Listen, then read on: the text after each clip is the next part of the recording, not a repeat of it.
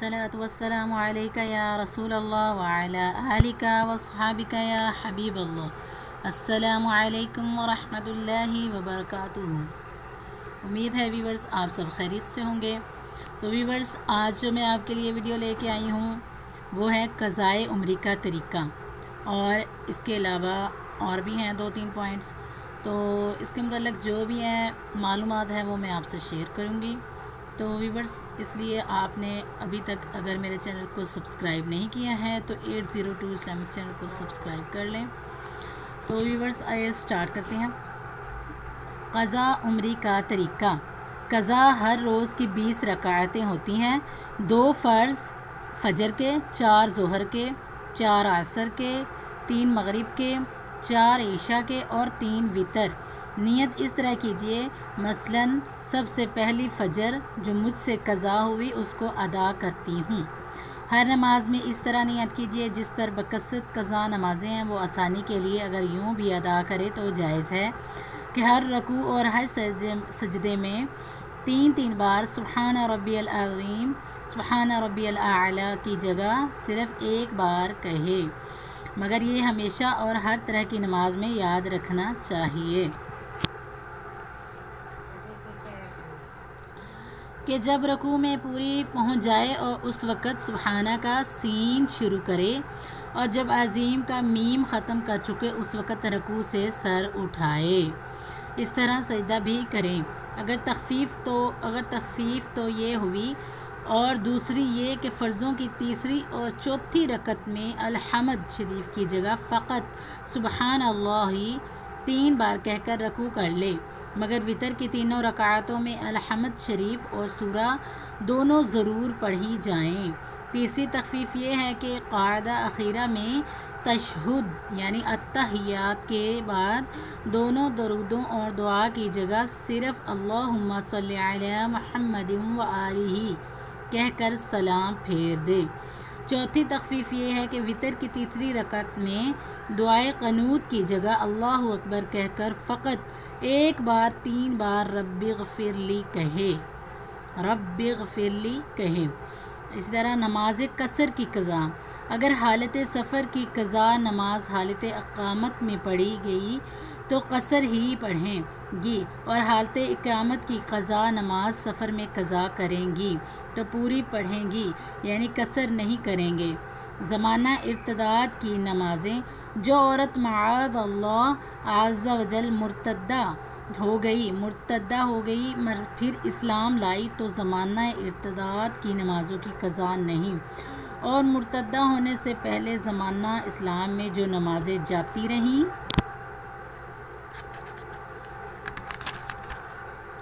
ज़माना इर्तिदाद में जाती रहीं उनका क़ज़ा वाजिब है। बच्चे की पैदाइश के वक़्त नमाज। दाई नमाज पढ़ेगी तो बच्चे के मर जाने का अंदेशा है। नमाज क़ज़ा करने के लिए ये उज़र है। मतलब अगर इस तरह का कोई मसला हो रहा है बच्चे की पैदाइश के लिए, अगर दाई ने नमाज़ पढ़नी है और पता है कि अगर नमाज़ पढ़ेगी तो बच्चा मर जाएगा, तो इसमें नमाज क़ज़ा कर सकती है और बाद में पढ़ सकती है। मरीज़ा को नमाज कब मुआफ़ है? ऐसी मरीज़ा के इशारा से भी नमाज नहीं पढ़ सकती। अगर ये हालत पूरे 6 वक़्त तक रही तो इस हालत में नमाज़ें फ़ौत हुई, उनकी क़ज़ा वाजिब नहीं। उम्र भर की नमाज़ें दोबारा पढ़ना। जिसकी नमाज़ों में नुकसान कराहत हो वो तमाम उम्र की नमाज़ें फेरे, और तो अच्छी बात है, और कोई ख़राबी ना हो तो ना चाहिए करे तो फ़जर असर के बाद ना पढ़े। तमाम रकतें भरी पढ़े और वितर में क़नूत पढ़कर तीसरी के बाद कायदा करके फिर एक और मिलाए कि 4 हो जाएं। क़ज़ा का लफ्ज़ कहना भूल गई तो कोई हर्ज नहीं। मेरे आका आला हज़रत इमाम अहले सुन्नत मौलाना शाह इमाम अहमद रज़ा ख़ान अलैहि रहमतुर रहमान फरमाते हैं, हमारे उलमा तसरीह फरमाते हैं, क़ज़ाबा नियत अदा और अदा बनियत क़ज़ा दोनों सही हैं। नवाफिल की जगह क़ज़ाए उम्री पढ़िए। قضا نمازیں نوافل سے اہم ہیں، یعنی جس وقت نفل پڑھتی ہیں انہیں چھوڑ کر ان کے بدلے قضائیں پڑھیں کہ بری ذمہ ہو جائیں، البتہ تروی اور 12 رکعتیں سنت موقدہ کی نہ چھوڑیں۔ تراویح اور 12 رکعتیں سنت موقدہ کی نہ چھوڑیں۔ فجر عصر کے بعد نوافل نہیں پڑھ سکتے۔ نماز فجر کے پورے وقت میں، یعنی صبح صادق سے لے کر طلوع آفتاب تک، جب عصر کے بعد وہ تمام نوافل ادا کرنے مکروہ تحریمی ہیں جو قصداً ہوں، اگرچہ تحیۃ المسجد ہوں، اور ہر وہ نماز جو غیر کی واجب سے لازم ہے، مثلا نظر اور طواف کے نوافل، اور ہر وہ نماز جس کو شروع کیا پھر اسے توڑ ڈالا، اگرچہ وہ فجر اور عصر کی سنتے ہی کیوں نہ ہوں۔ قضا کے لیے کوئی وقت معین نہیں، عمر میں جب پڑھے گی بری الذمہ ہو جائیں گی، مگر طلوع، غروب اور زوال کے وقت نماز نہیں پڑھ سکتی کہ ان وقتوں میں نماز جائز نہیں۔ ظہر کی 4 سنتیں رہ جائیں تو کیا کریں؟ اگر ظہر کے فرض پہلے پڑھ لیے تو 2 رکعت سنت بعدیہ ادا کرنے کے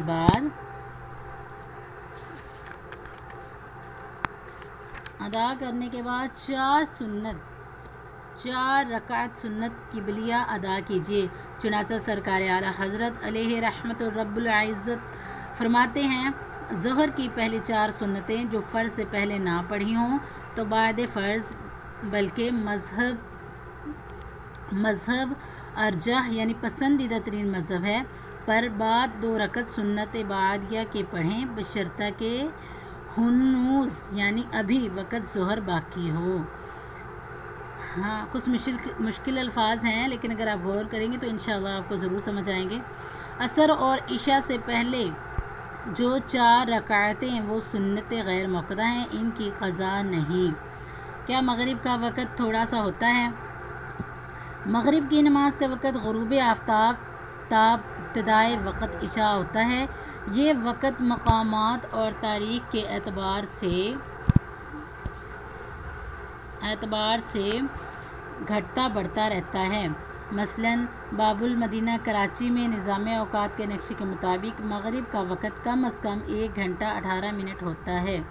فقہائے کرام رحمہم اللہ السلام فرماتے ہیں، روز ابر یعنی جس دن بادل چھائے ہوں اس کے سوا مغرب میں ہمیشہ تعجیل یعنی جلدی مستحب ہے، اور 2 رکعت سے زائد کی تاخیر مکروہ تنزیہی، اور بغیر عذر سفر مرض وغیرہ اتنی تاخیر کہ ستارے گھٹ گئے تو مکروہ تحریمی ہے۔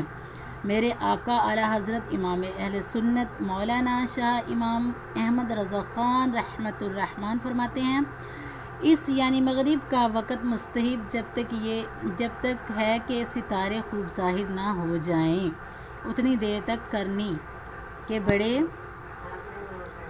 بڑے بڑے ستاروں کے علاوہ چھوٹے چھوٹے ستارے بھی چمک آئیں مکروہ ہے۔ تراویح کے قضا کا کیا حکم ہے؟ جب تراویح فوت ہو جائے تو اس کی قضا نہیں، اور اگر کوئی قضا کر بھی لیتی ہے تو یہ جداگانہ نفل ہو جائیں گے، تراویح سے ان کا کوئی تعلق نہ ہوگا۔ نماز کا فدیہ تو ویورز یہ میں آپ کے ساتھ انشاءاللہ نیکسٹ ویڈیو میں شیئر کروں گی نماز کے فدیے کے بارے میں جتنی بھی معلومات ہیں۔ تو ویورز اگر آپ کو ویڈیو اچھی لگی ہے تو اس کو لائک کیجیے، شیئر کیجیے، اور اپنی دعا میں یاد رکھیے گا۔ نیکسٹ ویڈیو تک کے لیے آپ سے اجازت چاہتی ہوں۔